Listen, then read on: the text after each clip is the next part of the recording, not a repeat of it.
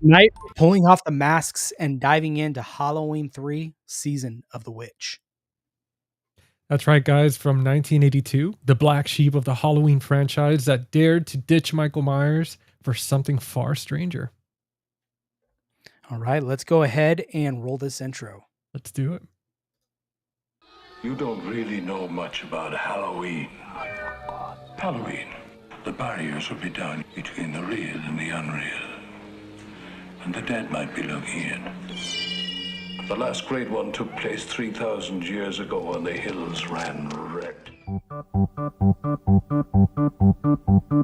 Happy, happy Halloween, Halloween, Halloween. Happy, happy Halloween, Silver Shamrock. Happy, happy Halloween, Halloween, Halloween. Happy, happy Halloween, Silver Shamrock. It's almost time, kids. The clock is ticking. Be in front of your TV sets for the Horror-thon. And remember the big giveaway at 9. Don't miss it. And don't forget to wear your masks. The clock is ticking. It's almost time. Happy, happy Halloween, Halloween, Halloween. Happy, happy Halloween, Silver Shamrock. Happy, happy Halloween, Halloween, Halloween. Halloween, Silver Shamrock.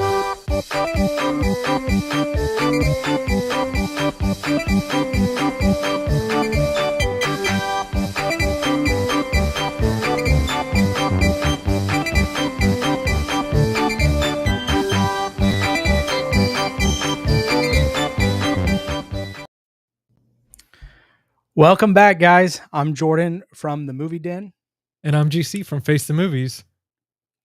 And tonight we're back with another Halloween special. And we're talking about one of the boldest and most misunderstood sequels ever made, Halloween 3 Season of the Witch. Yep. And joining us tonight is Tim from the Dread Broadcast and also the Average Reviews. And together we're unraveling the mystery of the killer masks, the creepy jingles, and the corporate witchcraft. What's up, Tim? Hey, thank you for having me. That intro was killer, by the way. That was awesome.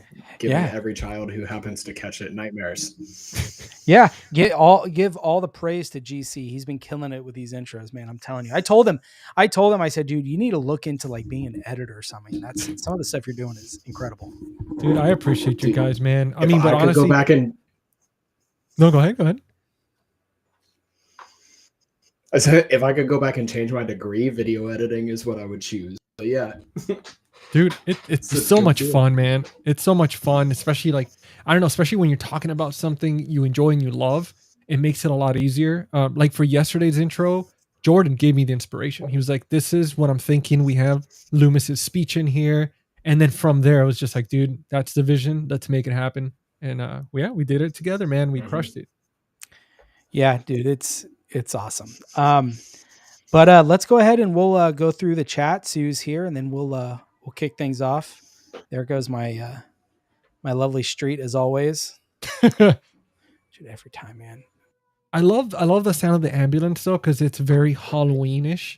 Yeah. With every Halloween movie, there's an ambulance. There's victims from Michael Myers. So I guess it fits, right? Yeah. Dude, free sound effects. There you go. Let's see here. Who is here? What's going on, Alexander? Alexander, thank you for joining us again. And look who else is here. Oh, Steven. What's up, brother? Steven? Thanks for stopping by again. We love seeing you, man. And we have Mr. PP himself. PP Dangler, what's up, brother? I love the Silver Shamrock song. Watching H2O tonight, dude. Well, you guys did something H2O, didn't you, GC, just recently? Yeah. So just earlier today, around 5:00, my buddy Lee from Cinema Whiplash, we recorded the H2O episode, which I should be releasing it. Normally they come out Friday, but I'm gonna be releasing it tomorrow. So people just keep an eye out on my channel. I'm gonna have the video up, or if you want to listen to it, just look up Friday Night Fright Night on Spotify or YouTube. But dude, it was a ton of fun. So if you love H2O, there it is. Yeah, man. Let's see here. I have a confession to make. I've never seen Halloween Season of the Witch. I mean, ooh. I'll be honest. That doesn't surprise me when I hear that from people. It's a very common thing that people think, and it's understandable. No Michael Myers, and it's kind of the redhead stepchild of the franchise. Dude, it really is, man. I mean, and Alexander, even though you're watching this tonight and stuff, and you're probably gonna get some spoilers, most likely, guaranteed. But still check it out because it's a ton of fun. Just go into it with different eyes, and you're gonna have fun with it. It's really good. Let's see here. The edit for the Halloween movies the other day was crazy good. Yep, that's GC right there, man. Thank you, man. I appreciate that. Hopefully we get a post from Alexander soon. Check that out. Love the intro. I felt like I was in some MK Ultra psyop. maybe you were. That's what I wanted. The death scenes where it's like you're being hypnotized and then you're starting to kind of being fed that stuff. So I thought it'd be kind of cool to do. What you should have done is like subliminally pop up like messages, Yeah, video. That'd been cool. Have our pictures just pop up randomly, like really fast. Yeah, right. And we have Keith. What's up, dude? Dude, thank you. He actually just put one out, an H2O podcast. I think it was yesterday. Yeah, and that was a lot of fun. I watched it today. It was a lot of fun.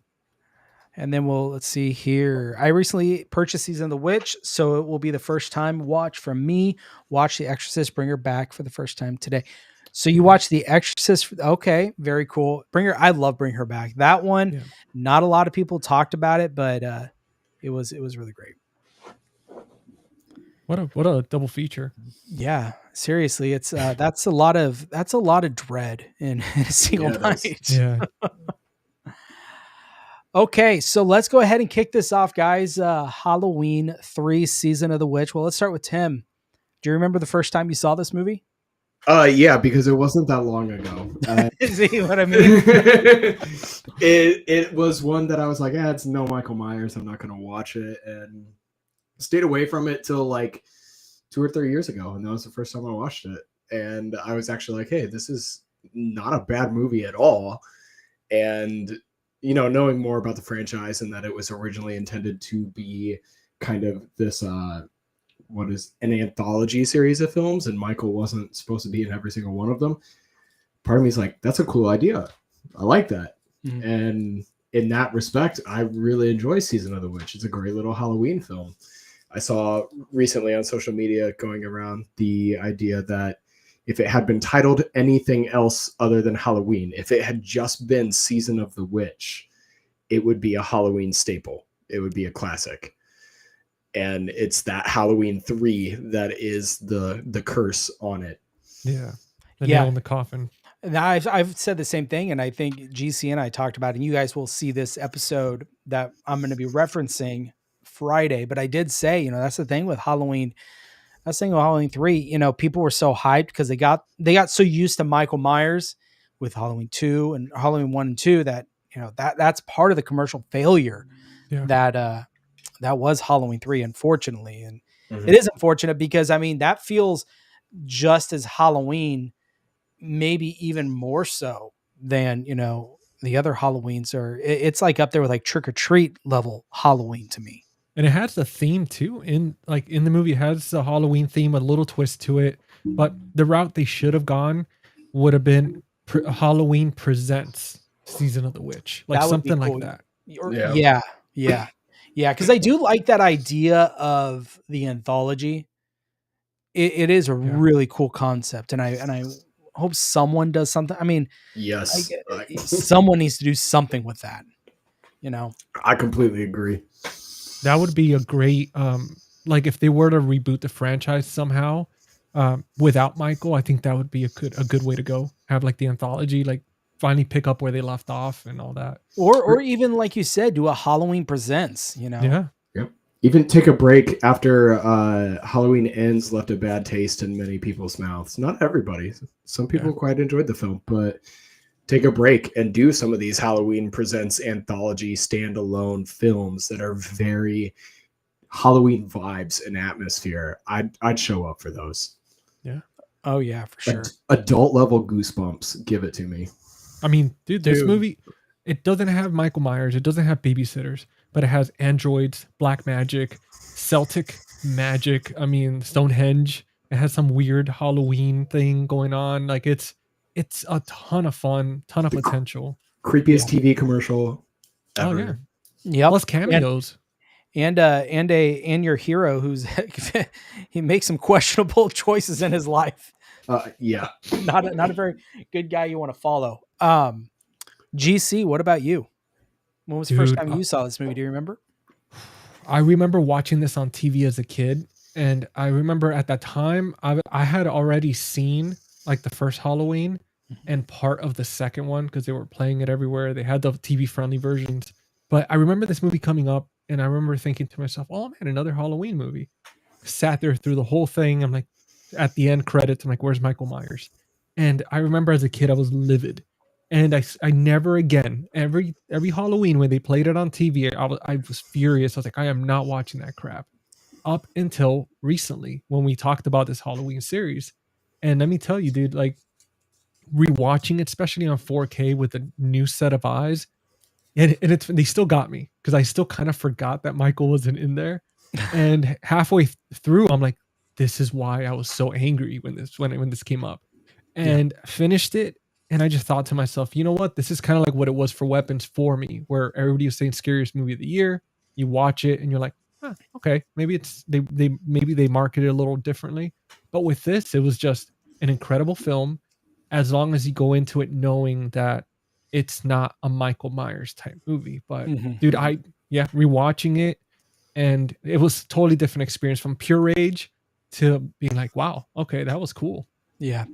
GC, so real quick, you're choppy a little bit, so I don't know if it's your internet's starting to lag, but at least on my end, you were starting to sound getting a little choppy.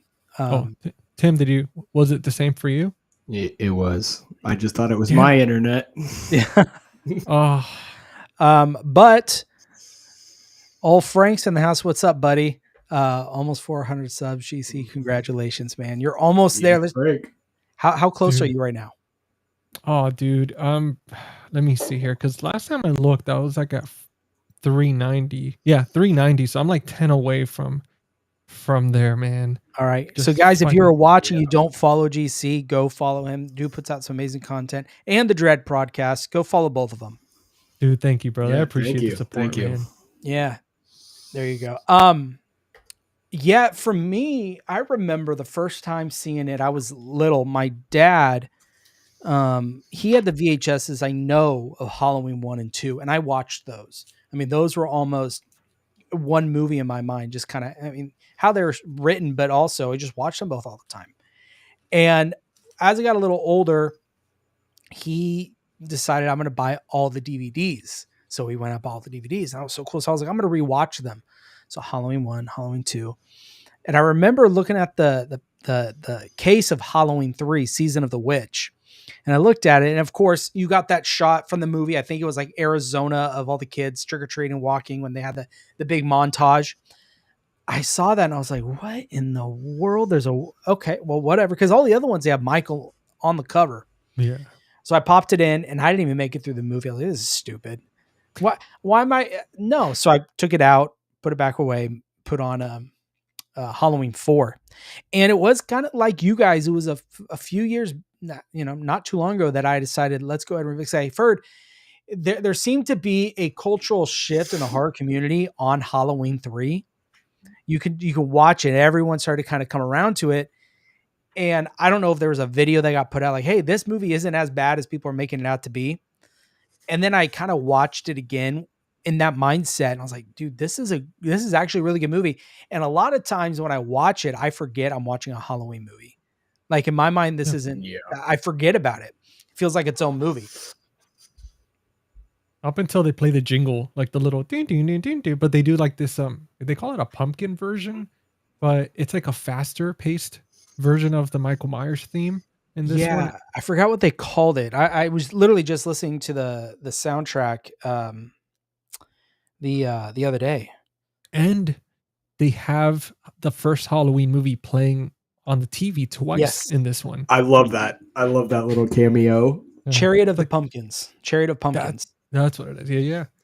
That little, I put it in my notes. I love the meta insert of a commercial for the original Halloween film. and how the narrator says the immortal classic in this. I just thought that was nice. Nice little touch. Very That's Twilight cool. Zone. Yeah. Well, then somewhere I forgot where it is, but Jamie Lee Curtis does a kind of a cameo, I think, in it where she has a voiceover in a certain spot. Oh, dude, I didn't see. Now I got to rewatch it. Like now I have to sit there and look for it. Do you know, Tim? Do you know where it's at? I don't. I was about to Google it though. Yeah, but if yeah. you're Google gonna that because tell us- I've heard that and I've always tried to listen for it, but I've heard so many people say that. Anyways, so if you find that, you gotta let us know. Just aggressively typing and breathing. Yeah. So sorry, it's my cold. No, I'm just messing with it. So I kind of want to talk about the controversy real quick on this Yeah. movie. The decision. Okay. Oh, go ahead. she's the automated voice on the phone when Callus is trying to make a call. What? She's also the voice on the intercom at the Silver Shamrock factory. Oh, okay. That's a Yeah, deep that's cut cool. right there. I was trying to figure out where she could have even done voiceover work, and then it's like, oh, she was on the phone. That makes sense. The only place where there is voiceover. Yeah, exactly. So the decision to make a Halloween movie without Michael Myers. I mean, what are you guys' thoughts on that initially? Like, I know now we have the context of, well, yeah, I mean, it was an anthology. It was, it was their idea of an anthology, but at the time, I mean, what do you think about that decision? How do you think that affected people viewing the franchise? You want to take this one, Tim, first? Sure. I mean, I think it killed this movie. And I wasn't alive then. I don't know what kind of marketing was done to portray the fact that Halloween was meant to be an anthology series after the first one, and then following it up with a direct sequel to the first one. Mm-hmm. I can see why the general population is like, all right, the third one should be Michael Myers as well. So I don't know where the advertising failed to convey that this is an anthology series. I mean, I'm trying to think of like in modern day films, like we have Smile 1, Smile 2, and then it'd be like Smile 3 taking a completely different story, and not telling us that, hey, we were meaning to do this the whole time, So I don't know. I think it definitely impacted the initial release. And I think, like you said, recently people are going back after we've grown up and we appreciate a lot more the horror genre has to offer us. And we're going back and we're seeing the film and going, hey, it's actually a good film, even if we're missing Michael Myers. It's not a slasher, but it's a great little horror film. Yeah. I think that was the big issue was I think it was marketed wrong, titled wrong. If they would have called it Season of the Witch, just that, I think that would have went over with fans a lot better. John Carpenter Presents, that would have stamped the pass for a lot of people. They'd be there. Yeah. Even watching the commercial earlier, like when I was making the video and stuff, you don't see Michael Myers in there. Like it's not like, and I take this this term from the movie The Interview with James Franco when they call it honey dicking, but it's not like they were honey dicking the audience in there. I mean, yeah, they put Halloween 3 in there, which that's kind of messed up. Mm-hmm. But like I don't know, whoever was marketing this, it's true, like Tim said. Like, I mean, to make a sequel to the first one with Michael Myers, to end it the way it does. And then, I mean, I know obviously they show the explosion of him being burned alive and stuff, but then to just call Halloween 3 and not explain, or again, say Halloween Presents. And then from there, because I mean, the trailer, again, they didn't tease anybody in the trailer, like leading them wrong, but with the title itself, and they knew, I mean, we found out last night on the live stream with Nick that he was saying that they got burned pretty bad by calling it Halloween and stuff. And I think if they would have done this, if they would have made this decision right after Halloween and went right into Season of the Witch and not do Halloween 2, I think this would have done a lot better. It's just people got accustomed to Michael, and Yeah.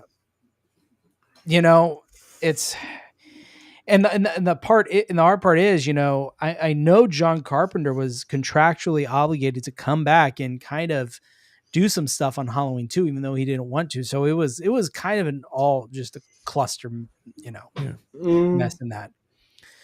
It's hard, man, because like when you create such a iconic figure so quickly, like we have Friday 13th, right, where Jason's not really Jason until what, the third one, more or less, and like the first one's not even Jason, it's a mom. Yeah. But with this, it's like Michael on the first one, he makes a great impression with audiences. The music, everything's creative, and then part 2, he ramps up the kills, so people are like, "Holy shit! Like Michael's awesome. I want more." And then when this one comes out, and then there's no Michael, it's like, damn, you shot yourselves on the foot, because you should have not made such a good villain for an anthology, because now people want more from him. Mm-hmm. Well, yeah, I mean, look at how many years between Halloween 1, 2, and 3, that short of gap that you've got those films, and how long they had to wait to put out 4. Yeah. I mean, there was a big recovery process there. People were scared, man. They were like, are we going to get honey dicked again? And we're going to show up to 4, and it's like some pumpkin patch situation or something. Yeah. What is unfortunate though is I think Tommy Lee Wallace, that guy, because he was a production designer on Halloween 1. Yeah. He was supposed to direct Halloween 2, and he didn't feel comfortable. He didn't want to do it. He did do some work on it. I knew he was unhappy with the script and stuff. And he decided, okay, I'm going to do Halloween 3, and look where that got him. I mean, that's got to hit pretty hard.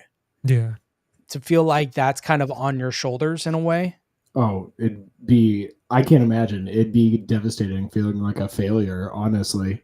Yeah. To get that kind of reception. All that, the ridicule, even till this day, some people are still bitter about it. But let me ask you guys this: Do you think that now that we're older, the reason we're revisiting this and we're not as upset, it's because we know it was meant to be an anthology and we weren't really being deceived, compared to back then where people thought that we were generally being deceived and we got tricked for our money type situation? I think so. Going in knowing, I think it definitely helps. It lessens the blow, at least, definitely. Yeah. You're able to see it as the film as it is, rather than as a connection to Michael. Now we're able to see like this is its own thing. Enjoy it as its own thing. Don't try and connect it. Yeah, they'll make nods and references because it's in the franchise. That's about as far as it goes. Well, dude, let me ask you guys this about this movie, because one thing I noticed rewatching it was that the theme, we talked about it last night, how the Blum trilogy, it deals with obviously with grief, mob mentality, all that dark stuff, trauma. But with this one, it takes a different turn in the Halloween franchise. Again, we know that it's not Michael Myers Incorporated, but there are still killings, there's still crazy stuff going on. So with this one, it takes more of that, which Steven put it eloquently earlier, like this MK Ultra, almost kind of like big corporation, consumption, government. Consumerism. Yeah. This movie reminds me of The Stuff. Honestly, especially the hotel scene with Tom Atkins, the hotel stuff. I'm like, that's the stuff right there. Yeah, the stuff. Well, and then John Carpenter would go to do it again in what's that? What's the movie? I'm looking at it right now. What is it? They Live. Yeah. Right. Yep. Exactly. Kind of not consumerism, but also mind control, subliminal messaging. It's, he always has something to say. So good. That's a double feature right there. Watching Halloween 3 and then watching They Live. Yeah. Like perfect combination. Mm-hmm. See, I was thinking perfect double features, Halloween 3 and The Stuff. I can't help myself. I just watch these two together. I do have to say the director, Tommy Lee Wallace, did come back and he made a decent name for himself. He directed the It TV miniseries. Mm-hmm. I remember hearing that.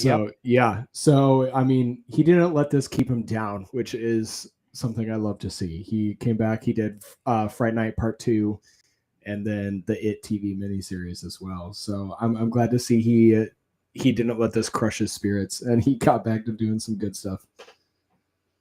Yeah, man. And It's important. Oh, sorry. Go ahead. Did you know who the original director attached to this was?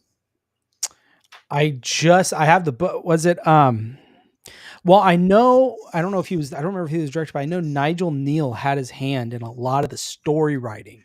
The old British crime writer. He wrote the original. Yeah. Yeah, he wrote the original script. Yep. And then Joe Dante was the original director. And I don't know how briefly he was attached to it. All the notes say is he was, but that kind of, I can't imagine how Joe Dante's career might have been different if he had done this film. Oh yeah. Like, we wouldn't have gotten Gremlins the way we did. That is true. Yeah.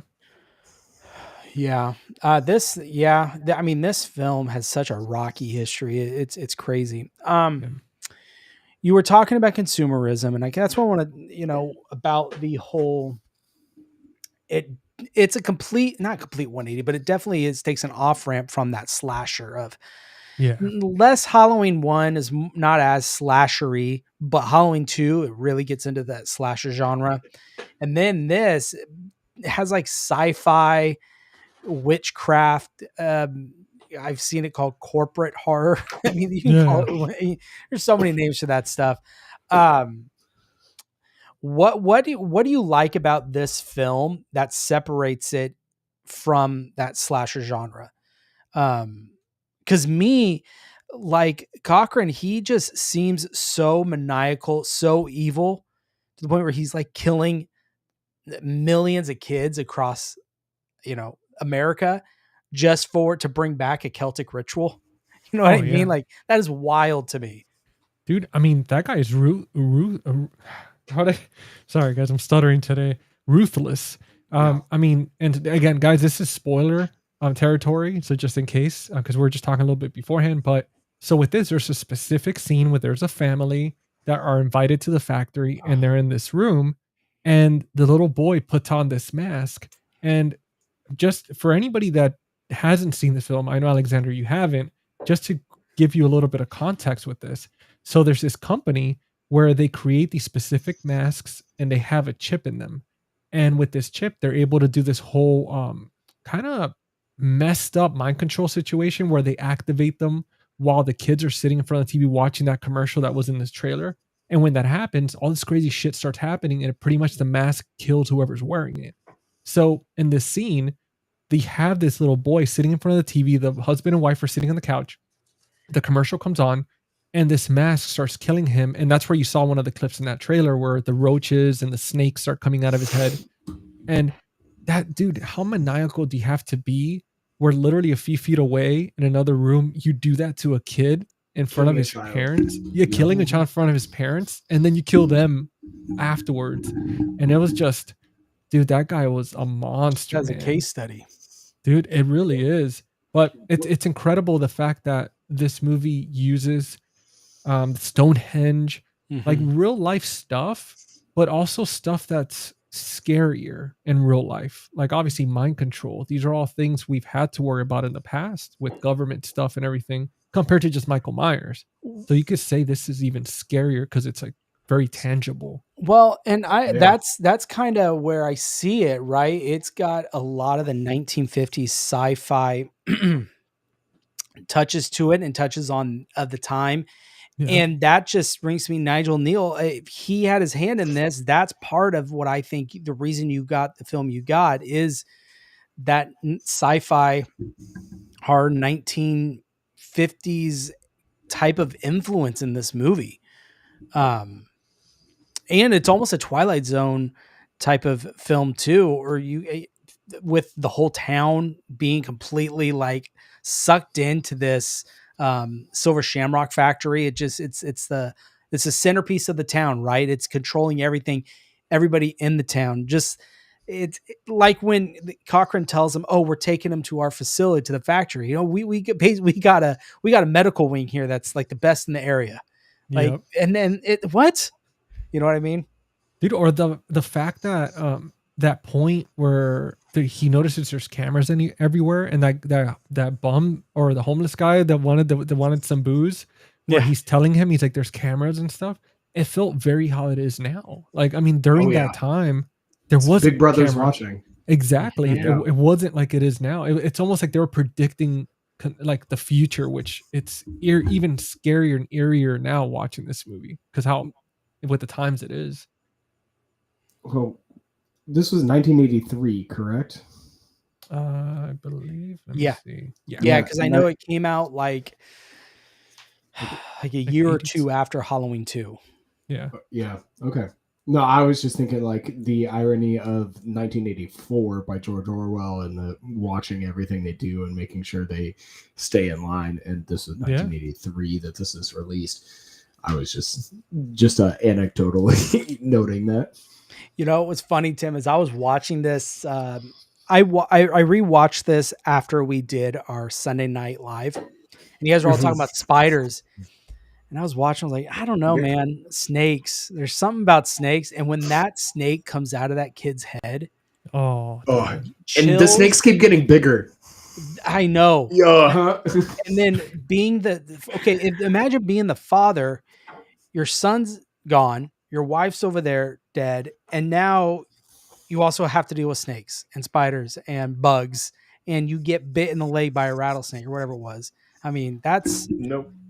What a way to go, man. Like, See, I was watching it and thinking about like what was with movies that when people decompose, insects just come out of them. Like that's not where insects come from. So I was just watching it going, where did we get this idea? I think it's just because it's gross and it freaks people out. And they're like, yeah, put crickets in that mask. Hundreds of crickets. The one cricket that crawls out of that lady's burst up mouth and crawls up her face. That scene to me was worse than the rest of this film. I don't know what it is about just that weird looking bug and her horrible looking wound. That scene got me. I was like, oh, this is nasty. This is nasty stuff. Her chipped up teeth, gross. Yeah. It reminded me of have you guys seen Fulci's Zombie, the way his zombies are in that movie? Have you seen it, GC? No, dude. I've not yet. I've been on the list. They're very just earthy, gross, nasty. These pirate zombie looking things that come out of the ground with bugs and stuff coming out of their face. It's very reminiscent of that. Well, you sold me. So okay. Oh, you hadn't seen it either, Tim? No, I haven't. I need to see it. Oh, dude, it's got a zombie fighting a shark. I mean, it checks every box. Dude, right. Jaws versus a freaking zombie. Are you kidding me? Dude, yeah, exactly. And they're zombie pirates? Was that? I mean, they're not. they're on this island, and they're these like ancient, like pirates, Aztec type thing that they come up, and it's sign me up for zombie pirates, man. I'm all about that. Not to sidetrack too much, but Fulci, when you watch this film, don't expect a linear story. That Fulci was not that. This movie, it's an Italian film, and he is all about visuals, shock and awe, and it's not going to really make sense.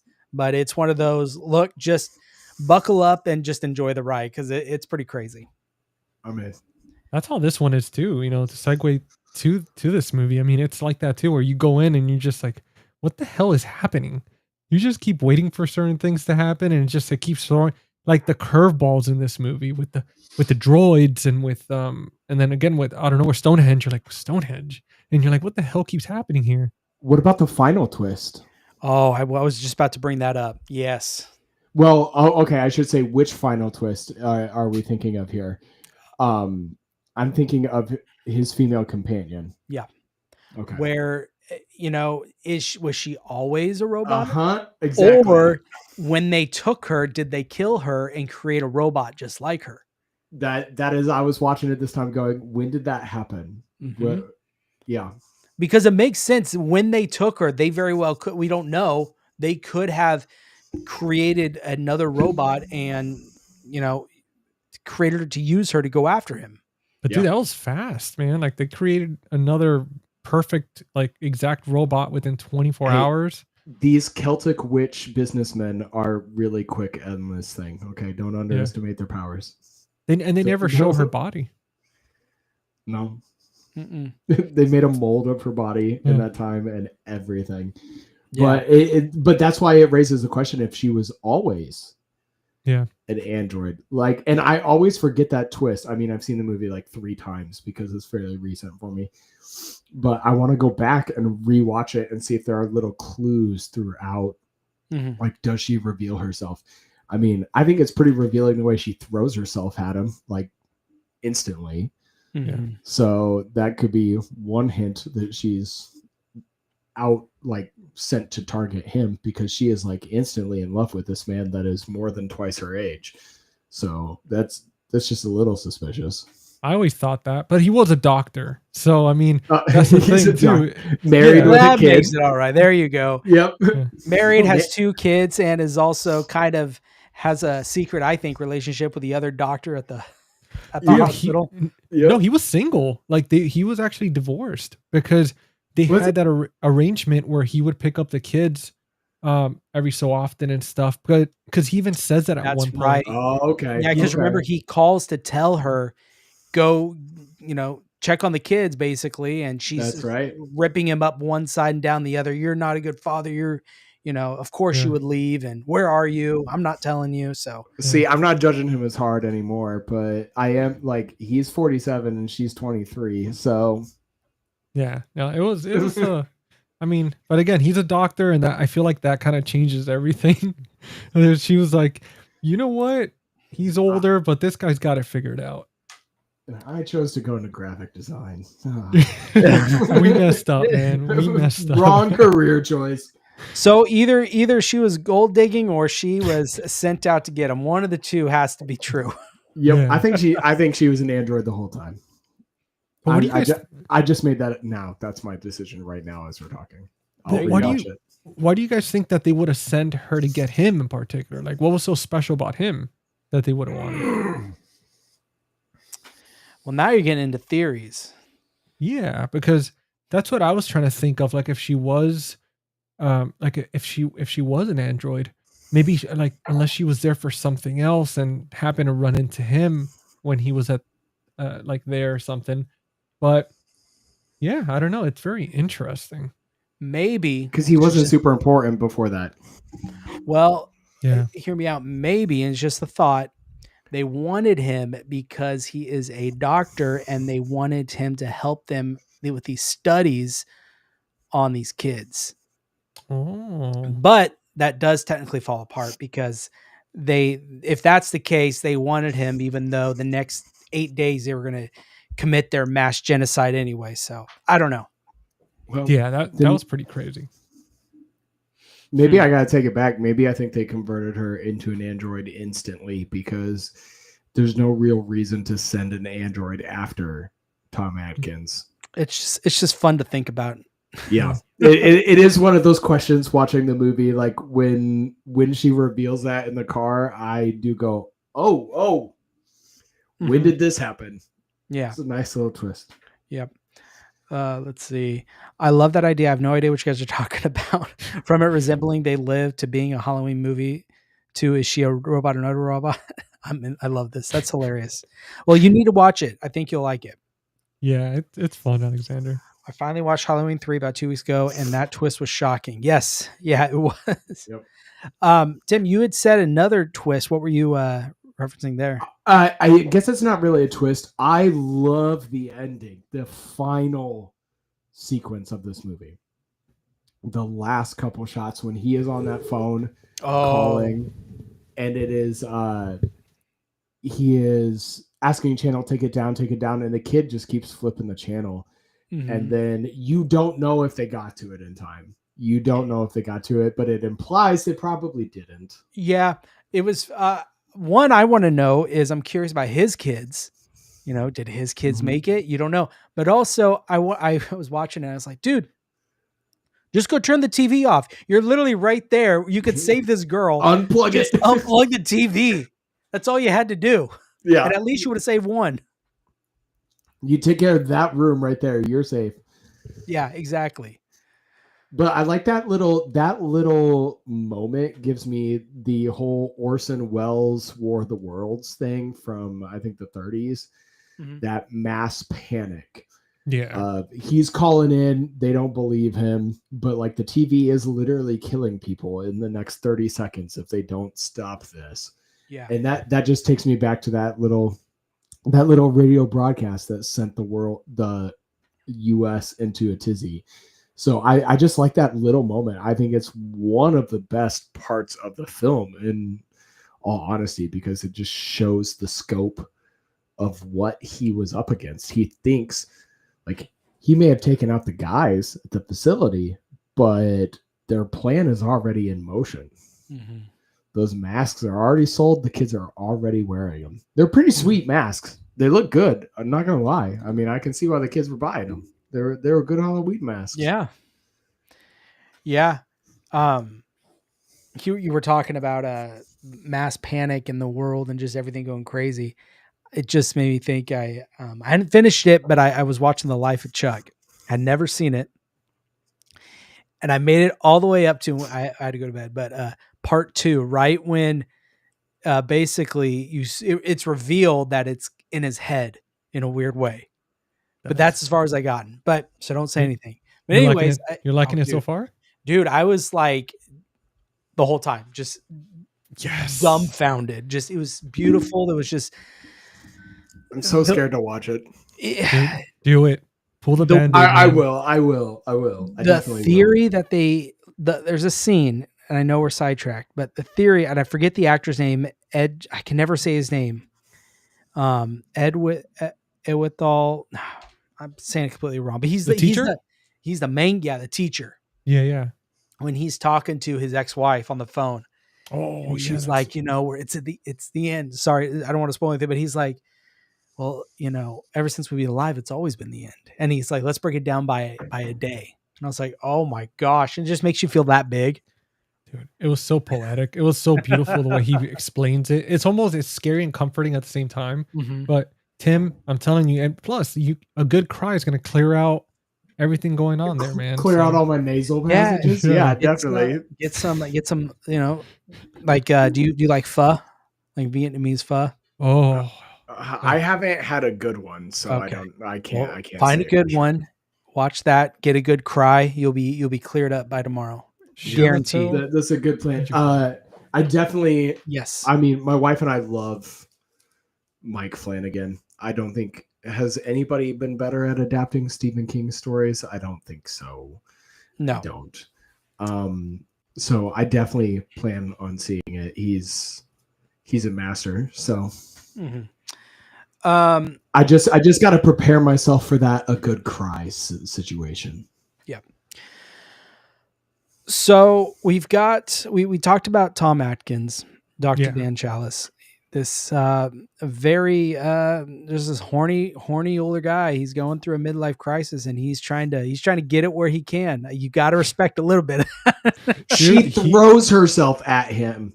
She throws her. It wasn't even like he's tried. a good-looking dude. He didn't swoon her whatsoever. She was like, "What do you mean, get another hotel room? I'm right here."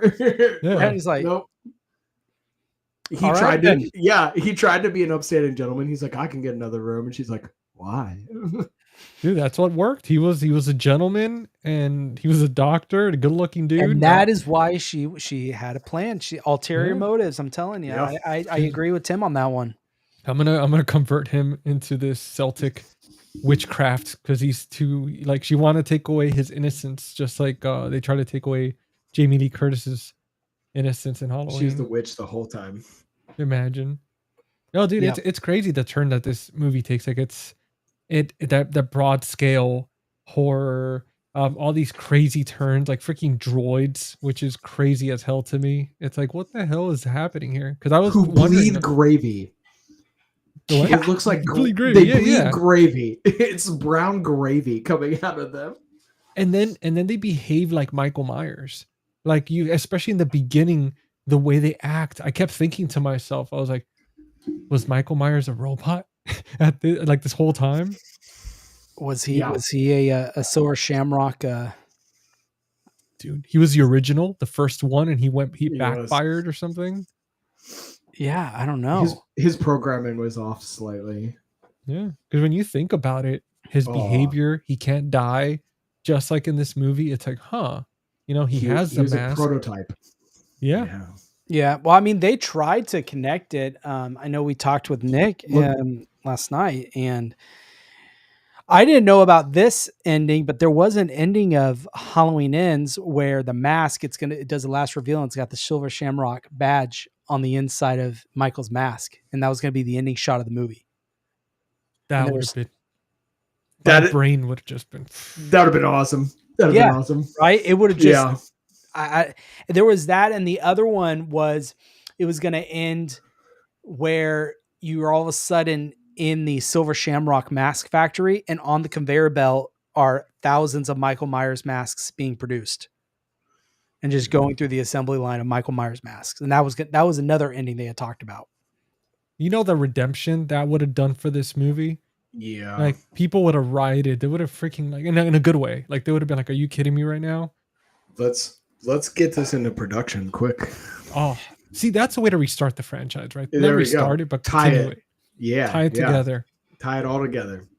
And then do a trilogy. That redheaded stepchild, as we referred to it earlier, and make it part of the family.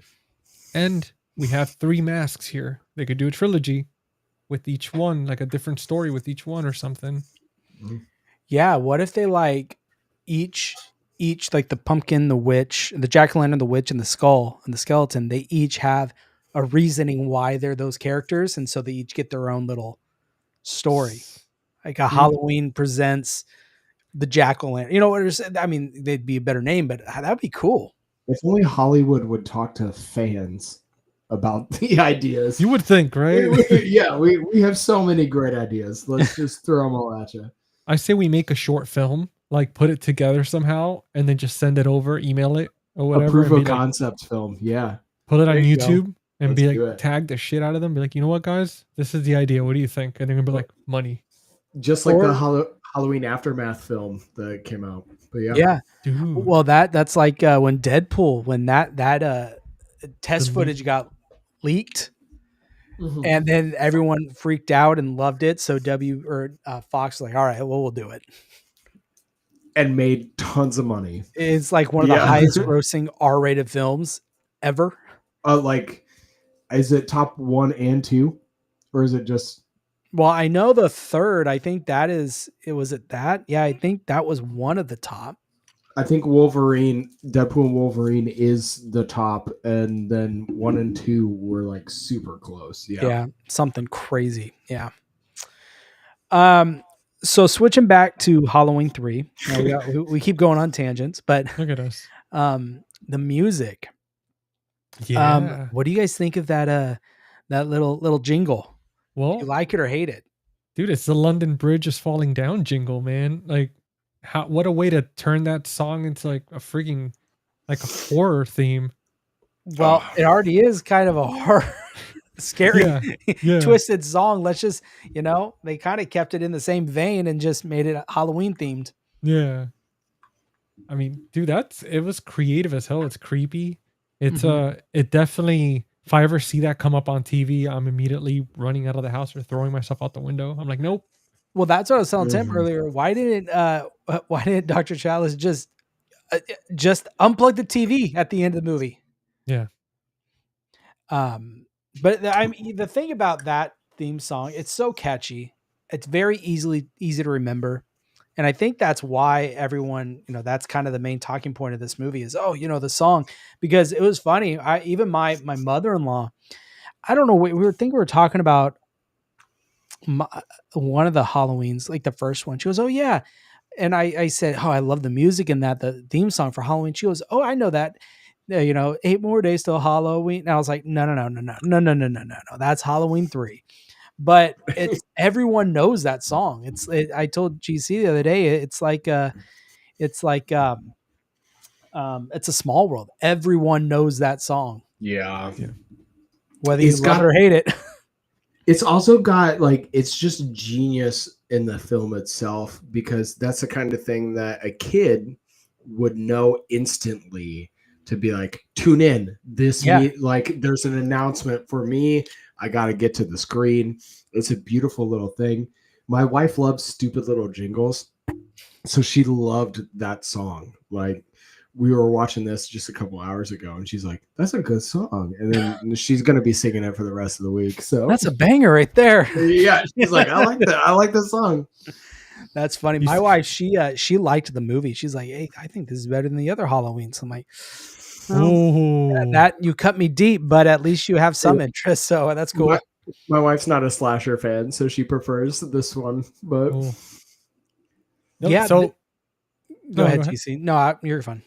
No, I was gonna say, Acres of Movies was actually saying something cool on there. He was saying that I'd love to see the 16th century style Irish folklore type horror origin prequel of the Silver Shamrock and the Cochrane clan. That would be that would be great. I think that would be cool as hell. Call it Sam Hain or something like that. Yeah. ooh, Halloween Prevents Sam Hain. Yeah. That would be pretty cool. Little prequel. Yeah. It's like Fear Street 1666. Yeah. Yeah. Because we didn't get much. Like, that's the thing. Like, he did explain stuff, but it would have been cool to see how that factory was put together and like all the idea behind the chip, like how they figured out how to do that and put that. It's together. black magic, man. That's how you do it. Just gotta play with the Ouija board for a little bit, conjure up some We'll call Q. Call up Q. Yeah, dude. That's all you need. That was their equivalent of AI at the time, the Ouija board. They're like, okay, they're like, Ouija board, we need a jingle for this, and the Ouija board's like, all right, loading. It just started freaking. Yeah, they had the stones from Stonehenge there to help them somehow. So that was so cool. I was like, is that the Georgia Guidestones in there? I thought they were looking at those. Yeah. I like how I don't sure they like technically explain how everything works beautifully together, but I like how they bring in these influences to kind of show where these ideas come from. Yeah. Yeah. There's so much Celtic stuff out there and all that. So it is cool how they're able to incorporate. They were very creative with this one. They really were. It's true. There was no news broadcast about like stones missing from Stonehenge. No one was upset about that. That is something that my random brain thought about when we're seeing these giant stones inside the factory. And I'm like, Stonehenge isn't missing those? No one noticed? Wait, I could have sworn there was, it was really fast, but I could have sworn on the news there was like an anchor lady talking about something about stone. She was saying something about Stonehenge, but I don't know. I do remember that, but I don't remember if it was like stones are missing. I don't. Oh, okay. Well, I need to go back and double check because maybe that was covered, and then that just makes this movie even better. Like all those little details were checked. I think that after this live stream, we all, even everybody watching as a unison, we all just go and watch this movie and get all brainwashed and stuff. Dude, can I want to just, can I go on a little tangent for a second? Let's hear it. This right here is what I think we are sorely missing in the modern streaming world. Because when we used to go, at least I used to go, I'm of that age, when we used to go to Family Video or Blockbuster to pick up a movie. Oh, yeah. You would find other people who were looking in a similar section. You would find that cashier who had a similar taste. And you would stand there and you would have conversations about these films. You would talk about them. You would go to theaters with other fans and you would talk about what you loved and recommendations and all of that. And those made the movies better. And that's what this is. Like, we can watch it on our own. And then as we sit here and we're talking about it, and you're like, oh, dude, yeah, I missed that. That's brilliant. Like, the movie gets better as we sit here and we just discuss what we just saw and love it. And I think that's like, streaming has kind of robbed us of that experience of having the guys over. I picked out 4 movies at Blockbuster. We got pizza. Let's watch it. And that's why I'm here. That's what I go to. That's what I started doing YouTube stuff for, is for that experience. So yeah, that's like you said, we're sitting here talking about it. and finding things that make this movie better. Yeah. Well, not only that, but then you get recommendations for other movies you've never seen, and like, hey, check this one. If you like this, watch this. And I think that's a better idea than the mindless scrolling, because for me, especially on like Netflix or, HBO Max, whatever it is, when I'm watching something, if I'm just, let me try this, in the back of my mind, I'm always thinking, but there's like 100, like 1,000 other movies on here. What am I missing? So then I back out of that. I don't even finish the movie. Yeah. That happens to me a lot actually when I'm doing streaming. So not a streaming guy. Well, I'll tell you this. I'll tell you guys this too. And Jordan, we've talked about this in the past. We might have talked about it too, Tim. But whenever we do these type of episodes, right, with this or when I do the podcast, one thing I always realize is that even though, let's say the same day, I just watched the movie earlier today and we talk about it, but halfway through, I'm like, I can't wait to when we finish the live stream to go rewatch it, even though I just finished watching it. Because, dude, these conversations, man, like it really, like when I've said it before, each of us, when we watch a movie, it's a different movie for each of us. And these conversations will be where we're hearing the perspective of the other person. You're like, holy shit, dude, I didn't even catch that. Now I got to go back and watch the whole thing. And then you're like, oh my God. And it's just, dude, it's dangerous because it makes us buy more movies, but then it's also fun. That's my problem. I try hiding those expenses from my wife, but it doesn't work that well. Yeah, it doesn't work well for me either. I've reverted back to buying physical media. Like it takes a lot for me to even consider getting film on digital now. Physical media is different from streaming in the best way. Yeah, dude, I canceled. It was tough to do. I actually canceled my Shudder subscription this year, and I love Shudder and all its content, but they jacked the price up nearly like 40%. Yeah. I'm just like, man, you do release most of your movies on physical. So yeah. I'm going to grab them when they come out, and I'm going to save that $90 a year and watch the movies when I can and pick out the ones I want. I just can't keep up. I'd rather own, because no one can take that away. There you go. Yep. Well, I could have said it better myself. Well, the fact that you're talking about physical media, quick little segue to remind you guys, because we have sponsors for these things. Jordan, I don't even have QR codes for that. I'm not as cool as you. Listen, hey, it's okay, because you know what? With or without QR codes, all you guys need are codes. And I mean, if you're looking to buy, let's say if you want to own Halloween 3 physical, right now, Scream Factory, they're running sales. So they got them at a good price. And if not, if for any reason they're sold out, go check out the Movie Room. Movie Den 10, save 10%. Or Valoria Video. Go to Valoria Video, Face the Movies 10, save 10% as well. But either one or both. And guys, start collecting, because these things have documentaries, special features. Some of them have booklets. I mean, it's booklets. They can't change the ending or any scenes to this once it's already on here. But streaming, they could take it at any time, and we're talking about it here. You know, you can't just lend somebody a movie like we can here. Yeah. Right. No, I completely agree. And two, they just released new steelbooks. Whether you like them or hate them, they're pretty cool, I think. So I'm surprised you haven't showed that puppy off on here tonight. The Halloween. You posted a photo of it, right? That thing is beautiful. Dude, that was such a nice steelbook, man. I'm excited. We get to see it in. Yeah, are you kidding me? I didn't think I needed a steelbook copy of this till you showed it, and now I think I do. Cool. Check this out, Jordan. Make yourself in the jumbotron. We need to see this bad boy. You want to see it? Yeah, it's getting dirty. It's like I want to see it. You want to see it? All right, I'll show you. So there's that, right? God. So check this out. When you open it, so it's like on the TV. See the bezel on the side. Right there. That's awesome. And what's really cool is you have new artwork on the discs, all that stuff. That is so awesome, dude. And then I actually haven't really got a chance to look at the inside artwork yet. Oh yeah, that's cool. Dude. That's awesome. Yeah. That is awesome. These are pretty sweet. So I'm hoping they do the rest of them, but we'll see. Imagine they do like a Freddy, like a Nightmare on Elm Street like steelbook, but for the Halloweens like that. Oh, That'd be gorgeous. Oh man, That. that Love that. yeah, that would be something else.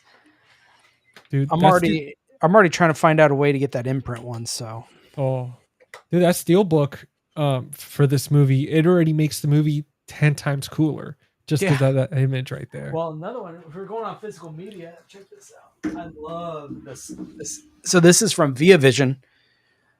Oh man, that's cool. That's awesome. It's basically the same lenticular GC that you have for As Above, So Below. Good movie. Highly recommend it. Anyways, I want to go back to. Let's go back to the movie itself. I have a kind of maybe a moral question. Yeah. So Cochrane, is he truly a villain? Right? Because is he more of a twisted kind of visionary, just trying to bring back the true meaning of Halloween? I mean, with the sacrifice. Yeah, that's the thing. It's like he has to sacrifice. Trying to bring back ancient traditions, or is he just wants to just kill the kill? Why children though? Why couldn't he just sacrifice like adults or like shitty people on death row or something? I don't know. Maybe it pleases whatever he's trying to deify more. I don't know. Does there have to be a sort of willingness? Like the kids want the masks. The kids want to be part of this. But there you go. They don't know that is a visionary. Yeah. Because I'm thinking too, it's like usually in witchcraft and stuff like that, we see that in the movie The Witch, right? Like a virgin. Usually in all these stories, it's always, you sacrifice a virgin, the pure of heart to the Dark Lord. Yeah. And what more pure of heart? It's the innocence that they're after. Yeah. That makes sense. Something in my gut says that as much as I might like to sit here and joke that like, no, I see what this guy's after. Yeah, visionary. I think sacrificing children's evil. So. No, that's no, I 100% agree. I think we all. That's where I'm at. So, but at the end of the day, this is what's going on. That's where I draw the line. The ends justify the means, gentlemen. So, yeah, okay. That's funny. Yeah. Well, I think let's see what else. I had some questions here. I came up with some kind of more, I guess, moral, thought-provoking questions. That's kind of what that one was. I like that, dude. It's always cool to see where people are at. Yeah.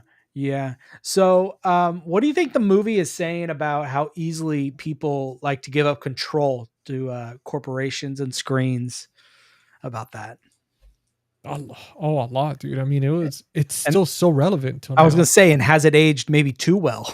I think it's ahead of its time. Yeah, I do.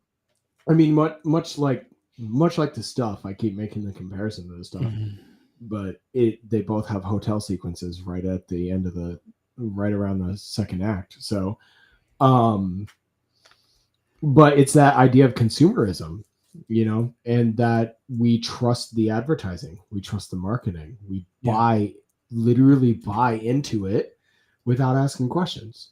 They tell us this is good for us. They tell us this is the mask that you need. And we're here, take my money.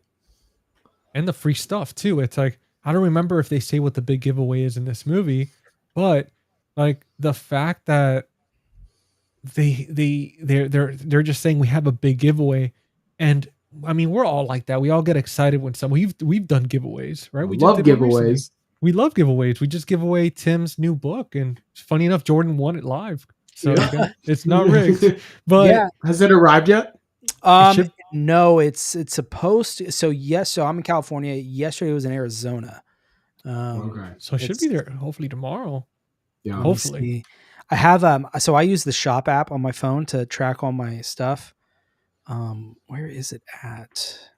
I gotta just plug. I designed the cover, everything. That's awesome. That's all me. Me. I have it listed as GC's goodies. on my thing. No, but it's in California. It'll probably be here tomorrow, if not Hopefully. on Halloween. So. Awesome. Yeah. Awesome. But dude, there it is, man. Like a giveaway. We all get excited for it. Sometimes it could be the smallest thing on earth. And just the fact that we could win something, it makes us feel important. And because of that human nature of that needing that inclusivity and all that stuff, I mean, that's where the danger comes, because in this movie, they exploit that with kids. They get excited. They're like, oh my God, a giveaway. And and again, the parents, you see them in this movie where it's like, they're just like, here, just get them off my back. Here's a mask. Just go sit in front of the TV. Yeah. And the crazy thing that during this time in 82 or 83, I mean, we have kids now, they're iPad babies, right? But the fact that back then it was already showing in this movie the future of just kids sitting in front of the TV and just being like mindless little drones to it. But dude, it's scary, man. It's scary premonition that they had that came to fruition. Well, just like Alexander said, terms and condition. Does anyone read the fine print? Nope. Just unquestionable trust. Oh, it's like that lady who died at Disneyland. Did you see all about that? I knew there was a couple of deaths recently over at Disneyland. Or some lady died eating something at Disney World, Disneyland. I'm not sure which one. After disclosing her allergy, and they assured her the allergy was not in it. She ate it, passed away. Wow. And Disney got out of it because when her husband and her agreed to their Disney Plus account, they signed that in the small print, Disney could not be held liable for blah, blah, blah, blah, blah. I remember hearing something about that with the Disney Plus thing. Yeah. She like, they got off scot-free on that. That's like, read your small print. That's insane. Yeah. Streaming service versus real life amusement park. Okay. Yeah. Dude, that's crazy as hell, man. I'm telling you, these things are like all these movies from back in the day predicting these things, and we're all just like, oh, movies. But you think about it, right? This is a good example of this movie where they're putting the stuff right in front of us to desensitize us. I mean, look at stuff with like alien movies and world-ending movies. We're so used to these things that whenever it does happen, we're not going to be too blown away by it. We're just like, oh. That's what they call predictive programming. And we can get really in the weeds there, but we'll leave it at that. Yeah. And it's crazy, man. But I want to ask you guys something about the influence of this film. Do you think that because of the idea of the anthology series and all that, do you think it influenced in some way modern horror anthologies, like movies like VHS, Trick or Treat? Because Trick or Treat, for example, the little boy, he has a pumpkin mask. And I mean, we obviously have that here. Obviously, it is Halloween, but do you think there was some influence to him? I could see it with Trick or Treat, definitely. I think I talked about that earlier where, that seems to, they remind me, they're very similar. Yeah. Even though Trick or Treat is an anthology film and this Halloween 3 was supposed to be a film within anthology series, a little different there.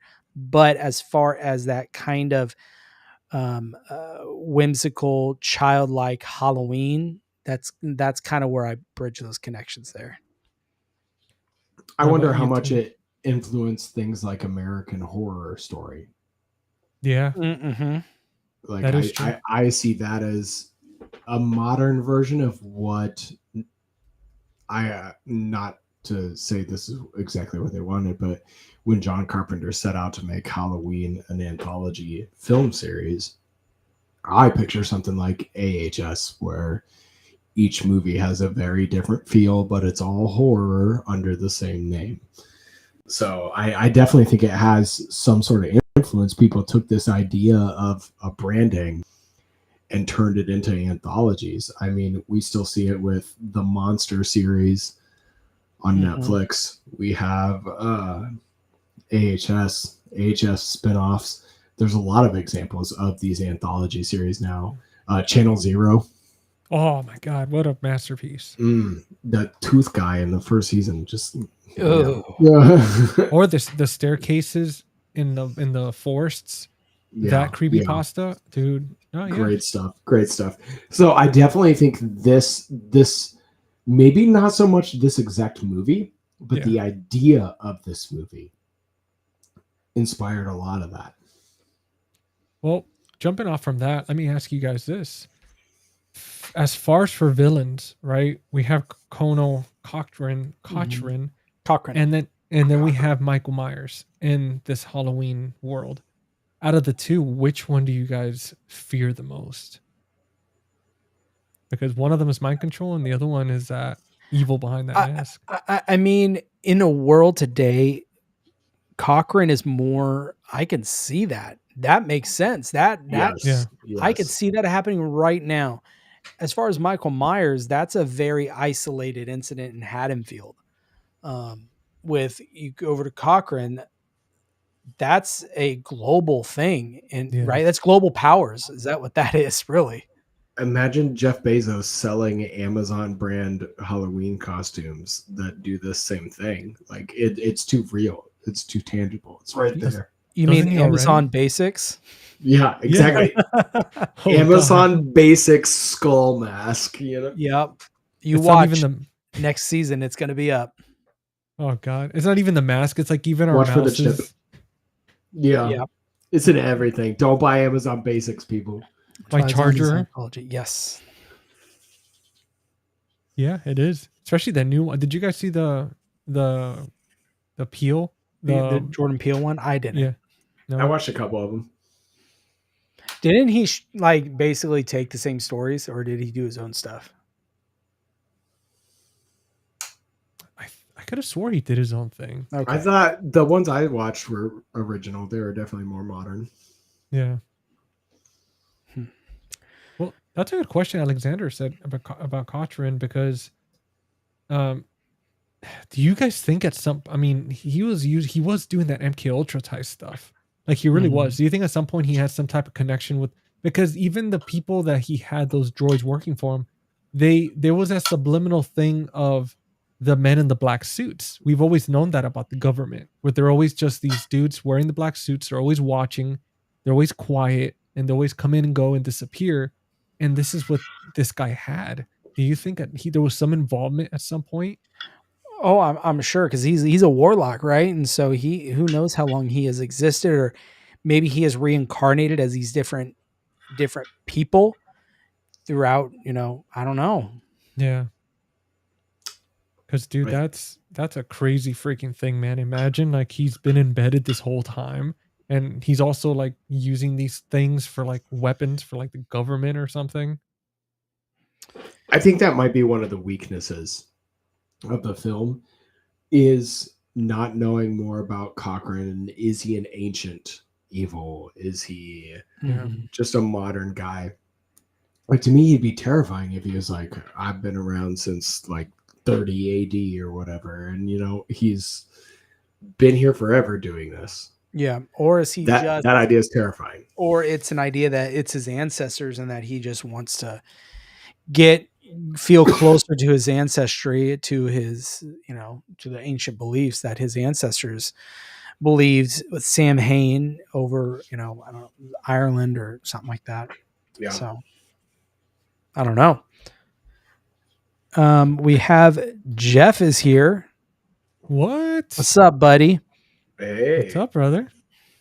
Well, you're in the right place, man, because we're talking good stuff about H3. We're not, listen, around here, we're not trying to be negative Nancy's or anything. We're trying to have some fun, man. So you're in the right place. Yep.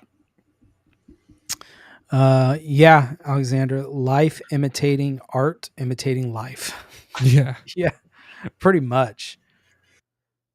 I want to know how Stonehenge, Oh my how they got. I just want to know how they got it in there. We were talking about it earlier, and I'm sitting here and I keep thinking, I was like, dude, did they teleport it there because he uses wizard powers? Like, did he have the droids because they're super strong somehow? He had to teleport it. I mean, those things are so huge. Could you imagine helicopters like strapping those things and dragging them across the planet?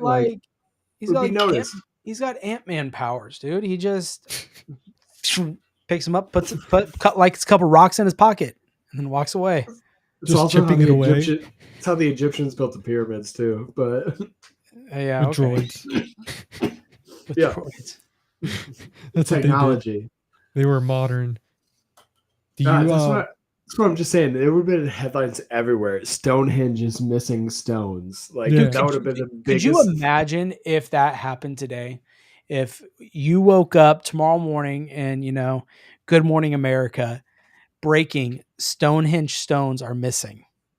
I would be so excited. That's the kind of headline I live for. Like, let's do it. I'm gonna start watching every conspiracy theory on YouTube. Well, that's like immediately. when the Georgia Guidestones, Oh when those yeah, blew up. I was like, I watched what? those. Yeah, Yep. yeah. You remember that? Oh yeah, that's some good stuff, man. Dude, if I see that headline, all I know is that if I start seeing some weird commercial on repeat, I'm turning off my TV. I'm mean going like offline. weird commercials we get already on repeat? That is Yeah. true. Yeah. We should just make a fake YouTube video about the missing Stonehenge, and it's tied back to this movie. It's all about Season of the Witch 3. Just like Or lure Halloween people too. into the movie. Yeah. Yeah, exactly. Oh, Oh, it that turns out it's this guy Cochran. He's got him out. He's got him out in. By the way, the name of that town. Did you catch the name of that town? This is a little bit of a deep one. Isn't it of Halloween 3? Yeah, Isn't it Santa Marina? Mira, Santa Mira. which is the name of the town from Invasion of the Body Snatchers. Wow. And It's there's an some, I homage could to see that. some connections there too, Yeah. story wise with the sci-fi horror aspect of it. Interesting. I mean, look what they did to Ellie. They snatched her up and they turned into a droid. So, I mean, That's big. Yeah, except that they yeah. didn't have that nasty birthing scene that's in Invasion of the Body Snatchers. they skipped on this one. They're like, you guys don't need this. We've already put you through enough without Michael. It's like we're throwing warlocks. We just got an awesome scene of Tom Atkins fighting a severed hand that was very loosely attached to his neck. It's fantastic. It's great stuff from Tom. Yeah. What was the talking about scenes, man, like stuff like that. What was the funnest scene for? Because there was some fun ones in this movie. There was some creepy ones. There was some fun ones and some like head scratching ones. But let's start with a fun one. Like which one to you guys kind of made you laugh at some point? Every time they almost get hit by a car outside the hotel. It's like the first one, the bike is thrown at Tom Atkins, then the lady drives up and almost like every time it was like a running gag in the movie. Yeah. They threw the bike. That's true. That's hilarious. Yeah. That family pulled up. I particularly love like that scene. I laugh at because they pulled up like it's National Lampoon's Vacation. That's what that family like. They pull. That's who they are. Are you talking about the family who's the guy has sold the most Silver Shamrock masks? Yes. Yeah, yes. Dude, that guy is the goofiest guy. Like he is Clark Griswold of the Halloween franchise for sure. Yeah. Tom has his hand on the bike and the guy just grabs it off the bike and shakes it. Oh hey. Like, yep. Yep. It was giving me. Well, he reminds me of I don't know why, but have you seen like Tommy Boy or something? Just that kind of happy-go-lucky, friendly guy, just gonna bear hug you, but is just finds himself in the worst situations. Like that's the kind of guy he reminds me of. Yep. So I love their dynamic because I think it adds a little humor to an otherwise pretty serious film, and I think they do it pretty well. To compare it to the Griswolds means they did it pretty well. And I think the humor in this film, like those little moments like that, besides the weirdness, is one of the reasons why Tom Atkins said that this is one of his favorite roles because of it so unapologetically weird and like funny. And I mean, I could imagine being on set and him fighting that severed hand and like all this crazy stuff. Like and not to mention he's there, like he gets to act with a beautiful woman and, she's like throwing herself at him in the film and you have all these fun things going on for him and it makes sense. It's gotta be fun. I mean, think of Evil Dead 2, that whole sequence of him getting just completely demolished by the hand. Right. Oh yeah. Mm-hmm. Yeah. Well, that scene's amazing. Well, what about you, Jordan? What scene made you laugh in this one? I think it's just the introduction when they get to the facility and that whole interaction between Cochran, Tom Atkins' character, and I can't remember that guy, the businessman. Just their interaction within each other, I think is great. And then they put him in that room, right? And they're like, oh, we're just sit here for a little bit, he'll meet you in a minute. And then the wife's like, I don't know, something's weird. He goes, it's fine. It's fine. We're good. We're just going to hang out for a little bit. I mean, he's such to a fault, sees the bright side in a lot of things. Could we talk about poor Dr. Daniel and the grief he had every single time? Like if we did a montage of him picking up the phone and talking to his ex-wife, like every single time you just hear her yelling through the phone at him for some reason. And I think this happened 4 or 5 times, even when he's at that factory and he's just calling her to help the kids. And he's just like, just shut up and listen. And it's like this poor guy, like could not get a break. Like either the droids are trying to kill him. They turn his new girlfriend into a droid. And then his ex-wife is relentless throughout this movie. Hey, the one mainstay is that other doctor or nurse at the hospital. She's always there for him. Dude, to the better end, man. I love that. I love that too. The fact that he walks around the hospital and he was either flirting with her, he was flirting with the older nurse when he slaps her. And I think he slapped her in the butt or she slapped him. And he goes, I think he does. Yeah, I think it was him. Yeah. And then he goes, I should have just married you. And then they both laugh, and I forget what she said. I think she's like, "Oh, I'm too old for you" or something. But it was just funny as hell. Yeah, that wouldn't fly today. I'll tell you that much. Nope. Oh no, dude. No, but it's funny to see that, like at the time of this movie. It's really hilarious. Oh yeah, when me and my girlfriend were watching that, and she was like, at first she looks kind of like, is he cheating on his wife? That's messed up. He just grabbed that lady's ass, and I was like, no, hon, I think they're divorced. And she's like, oh, okay. And then she's like, wait, but like, that doesn't happen. You still what? Yeah.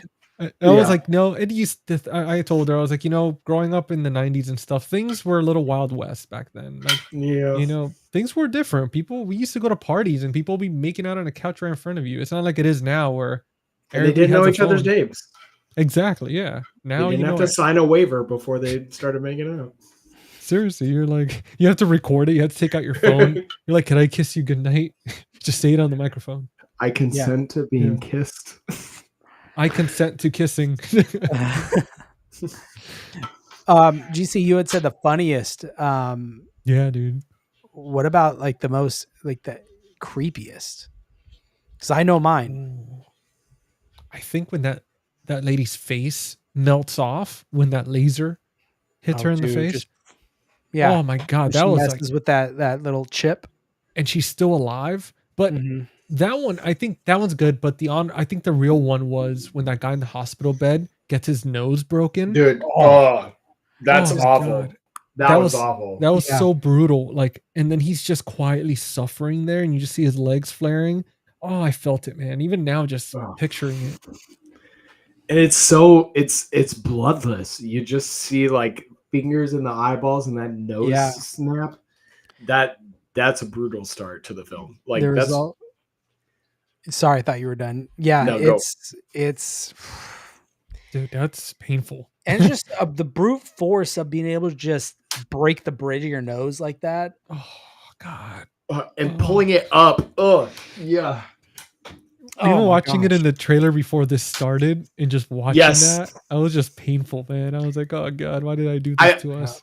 I put in my notes that the movie does open with what has to be one of the slowest kills in cinema history. Like, and not slow as in like, oh, that looks awful and painfully slow, but like that guy pulls the chain and that car takes 5 minutes to roll down and hit the android. And I'm just like, that scene took forever to get there. You're just waiting. There was all kinds of Tom Atkins stuff going on that wouldn't fly today. My wife was looking at it sideways this last weekend when we watched it together. Yeah. My wife wasn't. She was on her phone the whole time until the very end, and she said she loved it. So whatever. That's pretty par for the course. So relatable. Right? Exactly. Yep. No, I got to give it to that. When he, with the kid and the salesman family, like, dude, just being trapped in that room and the way that you just see the mask slowly rot and decay is just so just disgusting. And then of course the massive snake comes out and all that. Oh, It's just, dude. it's, yeah, that for That- me was rough. It was rough, man, because I mean, dude, imagine being a parent and you're just kind of sitting there and you don't know, you're trapped in a room, you don't know what to do, you have nothing to use to help him, Yeah. and you're just watching his little head just rot like that. Like, I mean, that was Ugh. they really turned it up a notch with this one. I mean, Mhm. obviously we were talking about yesterday about Blumhouse trilogy and how they really ramped up the violence within Michael and like all these sick kills. Yeah. But man, like they really unleashed it on this one. Well, yeah, I mean, killing millions of kids. Yeah, that's pretty bad. Yeah. They only killed 2 in the Blumhouse trilogy within 3 movies. This one we don't know. Dude, speaking of a special guest, look who I got over here. Oh, is that Bodhi? Yeah, man. Yeah. He's sleeping on my lap and he just got up when we started talking about like the bruteness of this film. He was like, "Oh, hey, what's up?" He's disturbing his dreams. He gave this movie a 4 out of 5. I was just like, I mean, dude, that's your choice. He only has 4 paw beans, so There he you go. can't- Yeah, yeah, that makes he can sense. only He has no thumb, so he couldn't he type on can't it. do 5. He can't do 5. Yeah. Yeah. I think for me the most chilling or unnerving scene, it does have to be the final scene Yeah. where we don't know if he succeeded. You know, he knows what's about to happen and he's trying his best, and then that kid flips the channel and you keep hearing it and he screams into the phone, and then it just cuts. Like that idea of like this could have all been for nothing. How good was all that? been for nothing. It's Dude, how- excellent ending. How gut wrenching that scream was, because dude, it was so convincing, like that panic and the anxiety that they built with that scene where each channel flip, it's still there and it's still there. I mean, dude, even today, I feel like they could do 20 years later, 40 years later type situation where it's like, Mhm. what happened after that? And it shows America or shows the world recovering from all these kids dying and all that. Like, they could do so much with this, dude. They could Yeah. definitely do a modern day sequel like Blumhouse did. Well, that would be like, I mean, I think it'd be darker, but like Children of Men, when there was Yes. no more kids and they found the one woman who could be pregnant and have a kid. In a way, with no kids, it'd be interesting to hear. Like you don't hear laughter, like a kid's laughter. I mean, you hear it every day. Yeah. Kids talking, the giggles, the crying, the everything. It's just missing. I mean, that's got to drive you crazy. Well, the crying, I hear it all the time on my part, so that's okay. No, I'm kidding. Well, I mean, even yes, it's annoying, but you take it away, you're gonna Yeah. want it back. Like example, watch a movie without any audio. I mean, or bad audio, right? I mean, audible stuff, it's important, and so imagine not being there. Yeah, I mean, we see that in what with the last Nightmare on Elm Street? No, yeah, where they go to that town and all the kids are dead and everybody lost their minds. Yeah, I mean, we see that. Yep. Jeff says, I think all the kids die at the end of H3. As a kid, this was the scariest Halloween to me. It showed horror could come after me. Yeah, and that's the thing I kind of said earlier with this is like, you gotta compare what's scarier, Colonel Cochran or Myers. And yeah, I think if either one was standing in front of me, I'm going to choose Myers. But realistically, in my world, it's going to be H3 Cochran. So I get that 100%. Let's see here. Absolutely. Let's what I'm gonna do is, I know GC usually pulls these up, but I forgot to do it. But usually we like to there he is. Sorry guys, I was putting the pup down. He was tired of my shit. Do you want to? He's over it. Were you talking about the letterbox stuff? Yeah, I was curious what the letterbox score on this was. Dude, so out of 5 stars, it's at a 3.3, which is crazy because that's higher than I think Halloween Kills and Was it Halloween kills or Ends. ends? Yeah, because ends was an average of 2.5, or kills was 2.5. Yeah, and Ends was 2.1, I think. 2.1. Oh So wow. just isn't that crazy? This movie was so hated and people were so upset, yet it still gets a higher score. So Yeah. Season of the Witch, it says, no, wait, hold on. Now I'm confused. No. What does your say on your Letterboxd rating? Let me see. Watch it be the wrong freaking rating. Hold on. Oh, that's why. Sorry, guys. My Wi-Fi was turned off. It's all right. We're back. Halloweeny 3. Okay, mine says 2.8. I do too. What the hell? Oh, okay. I did this yesterday where I mixed up between the two. It's 2.8, but it's still higher. It's still higher than Kills and Ends. Yeah, yeah. Well, where would you put it? This one, honestly, I mean, I think this deserves like a 3.5. Mhm. Like I mean, and I give this a 3.5, subtracting it from the Halloween franchise, right? If we were to say this is part of the Halloween franchise, it might go a little lower. Probably do like a 3, or 2.5, just because it has nothing to do with Michael Myers, Haddonfield, Dr. Loomis, nothing. But because of how great this movie is, the plot, the constant twists, the pure sheer brutality and the creativity using real places like Stonehenge, Celtic lore. It was a lot going on, man. It was to me, it definitely deserves that spot at the 3.5. Yeah.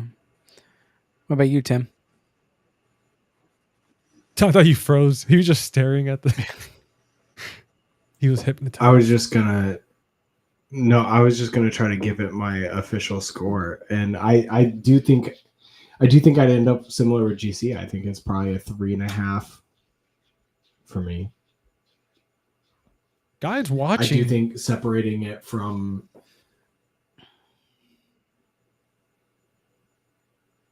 I think there's a delay. Lagging a bit. Yeah. There we go. I was gonna say, whoever's watching this, guys, Yeah. rate it with us. Let us know in the Okay, am comments. I back now? Yeah. I mean, Yeah. I hear you. Yep. I think I am 3.5, and I do think that is separating it. I mean, like we've talked about, as a standalone film, it's actually pretty good. I personally wish there was a little bit more of that dark humor injected in it. Like, we get some of it. I think it could do for a little bit more, but I enjoy this film quite a bit. I also wish we got more of the street level Halloween stuff, more of seeing why I like the montage of seeing how widespread these masks are. Yeah. I'd like to see a little bit more of that street level of like, it is Halloween night. We are on the street seeing hundreds of kids wearing these masks. I think that would be a little bit bigger impact, but I do think that people are sleeping on this movie because there's no Michael Myers in it, but it's a good little Halloween film. It needs to be in the Halloween rotation. So I think I'm pretty comfortable at 3.5. Dude, that's a good choice. And I do want to say real quick, because Ellie Haley commented on here. Yeah. She initially gave it a 2.5 stars, but changed it to a 3 after thinking about it more. And this is why we love doing stuff like this. Yeah. Because, dude, after these conversations, it really makes you think and like give things a second chance. And that's awesome to see.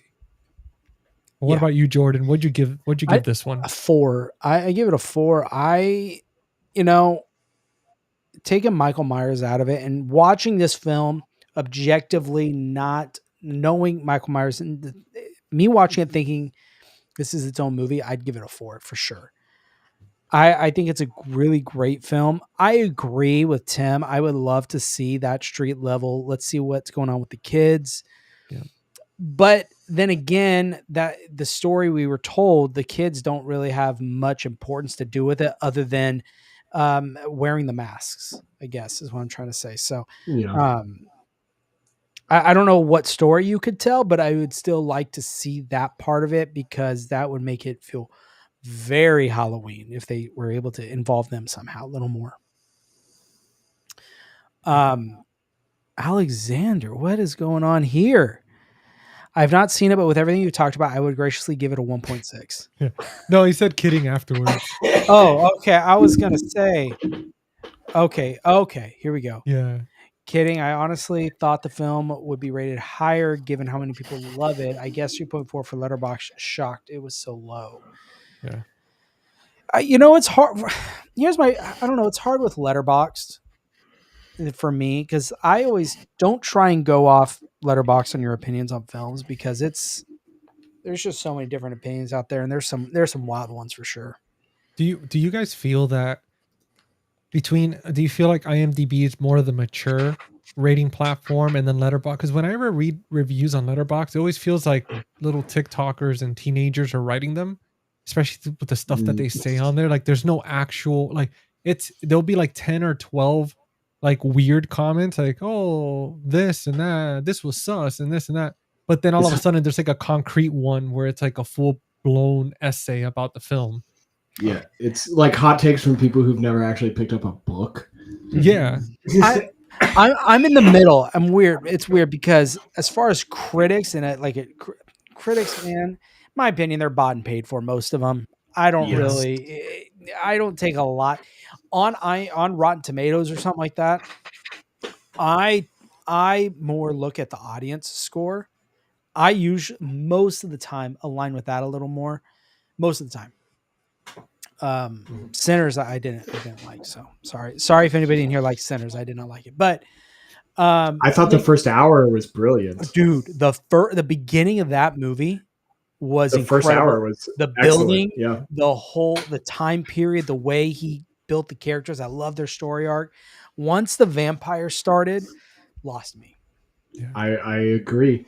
I just had to do while I was trying to plug in my review of the movie into the average score that we use over on my show, and it came out precisely to 3.5 stars. So yeah. There you go. But I'm kind of in the middle because I feel like with the Rotten Tomatoes or IMDb, with the critics, I feel like they just like to write fluff pieces and they like to hear themselves speak and try to, I swear they carry around the sources just to find words to make them sound smarter. Because I've read a couple different reviewers and I'm like, dude, you know how ridiculous you sound right now? Like, I don't know if you guys watch Friends at all. But Joey is one of the characters. I can't stand it. Oh no, I love that show. But anyways, Joey's kind of the dimwit, and he wanted to sound smart to write a letter to this adoption agency for his friend, and he writes basically saying that my name is Joey. Essentially, it's my name's Joey, and I'm writing this letter to let you guys know that this couple that are wanting to adopt these kids, they're a great couple, and they have huge hearts. Love Joey, or the end was love Joey. And he used it the source to sound smart and said, they have massive aortic pumps. Love baby kangaroo. Like, that's how I feel these critics are. All that. And then that's why I'm in the middle with like Letterboxd. It's hard because I know with Letterboxd, like GC said, you get a lot of people that honestly, I don't think many of them have watched the movie anyway, and are just going off of a series of TikTok videos on the movie or a trailer. Alexander said, I agree. I say just see it for yourself, and if you like it, you like it. Yeah, easy as that. Mm-hmm. Pretty cool about Silver Shamrock would be fun. Yeah. My Letterboxd, I give it a 5. It sits right up there with 78. That's cool. That's awesome, man.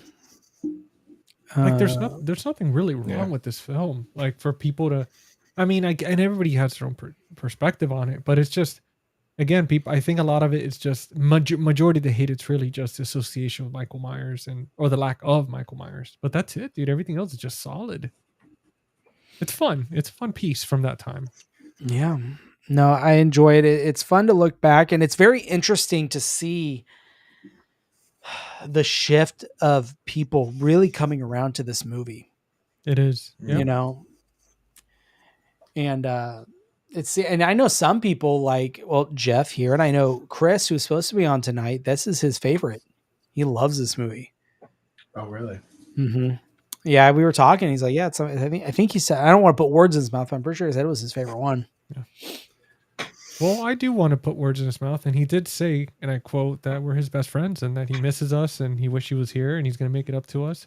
So, all right. End quote. Well, end quote. Yeah, end quote. All right, guys. Well, is there anything else you guys want to tackle with while that subliminal messaging is going on behind Tim? I swear, I love that. Dude, it works. I immediately right to it. Yeah. That flashing, yeah. All you need is a little flashing, and and that's why I thought it would be great for flashing. The always gets my attention. Sorry, yeah. Just start flashing, and it's like flash, flash, death, flash. It's like, oh, okay, what's going on here? Yeah. Yeah. So yeah, I think we're good here. So out of the Halloween franchise, where do you put this movie, Tim? Oh gosh. It's been a while since I've seen 4 and 5. I just watched 1 and 2, and then I just watched 3. Man. It's towards the top of the list. Mm-hmm.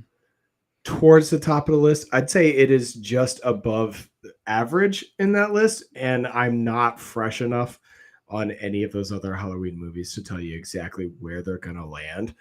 But I would probably put this one below the original. Below, I really enjoy H2O. I'd probably put it there.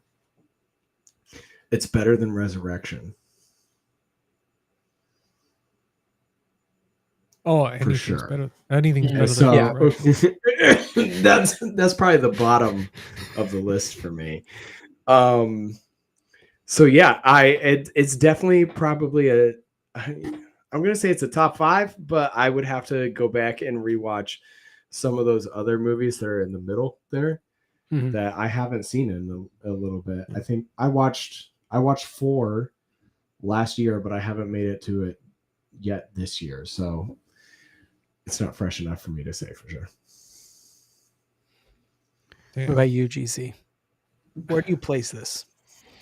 I want to say, obviously, number 1 is 78, and then this would be number 2 for me, and then I gotta go with H2O for 3, and then obviously it would be Kills and Ends. Okay, I was saying you don't have to rate the franchise. I just want to know where this was. Oh, sorry. Yeah, no. I was just thinking, man, because it's like, even though I enjoy number 2, but there was just and I don't know, and then number 4 and 5, like the costume and the mask starts getting wonkier, things start getting a little crazy. Not saying that I hate them, but it's just, this was, I don't know. I'm a conspiracy theorist guy. I mean, we've talked about this on Cinema Rewind, and Tim is too. We all love good conspiracies, and this movie is chock full of them. It has like history stuff and magic and all sorts of crazy shit and future robots. And I don't know. I think it's like, you know what? You don't have Michael, but you had a bunch of crazy shit. Surge out here. Whichever has Busta Rhymes thrown down as winner for me. That would be Resurrection, correct? Yeah. He's a trick or treat motherfucker. Yeah. Yeah, it's that movie, I tell you. That movie's nearly so good. Or Dangertainment, so baby. Oh my god, that's hilarious. I love that. Thanks for showing up, Serge. Yeah, man. Thank you. Just watched it last night. Great movie, killer soundtrack, and who doesn't love Tom Atkins? He's a treasure. That one for sure. Yeah. Kevin's got it figured out. Yeah. For me, 78. 2. I love 1 and 2. Those are like my 2 favorites. 1 and 2. It might go 1, 2, 3. Honestly, for me, I think those are great. 4 and 5 and 6. They're good. H2O might be my 4th favorite. I'm not sure. I'll have to do an actual ranking video, but I would put Halloween 3 as my third favorite, I would say. Well, now, since we're talking about favorites, let me ask you guys real quick. In this movie, was there anybody that that you absolutely like, any character that you just hated, that you felt they were worthless in this film, that didn't need to be there?